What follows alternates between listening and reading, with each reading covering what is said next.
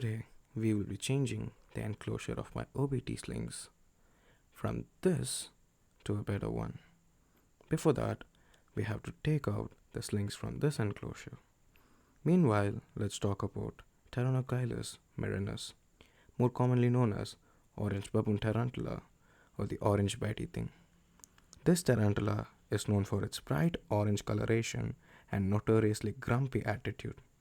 This tarantula are commonly found in central and southern parts of Africa, like Congo, Kenya, Tanzania, Zambia, and Zimbabwe. This tarantula is known to be very defensive in nature, and when disturbed, they won't hesitate to give you a threat pose. But most importantly, they prefer to flee before actually biting. When it comes to its speed, they are extremely fast and known to teleport, or move so fast your eye could barely even keep up with their movement.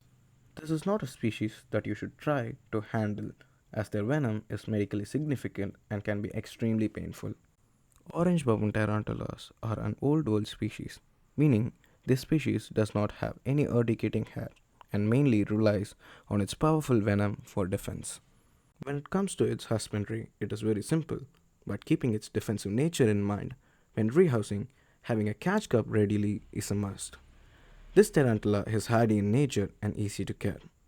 This tarantula doesn't require any special heating or cooling as they are comfortable to the climatic changes of India. When it comes to its enclosure, this is a terrestrial species with semi-arboreal characteristics. As a sling, it burrows a lot, so it is better to provide them with plenty of substrate to burrow.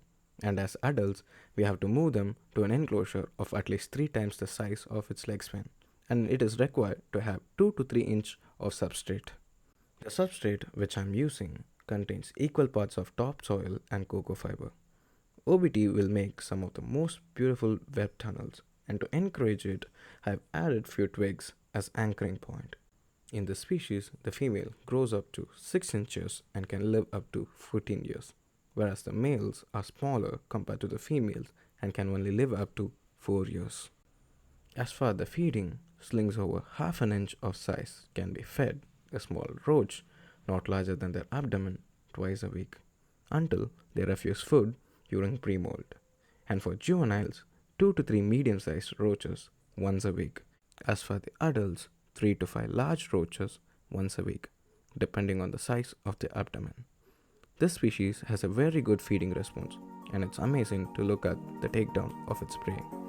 The only time they refuses a meal will be its pre-molt. And this is all you need to know about OBTs.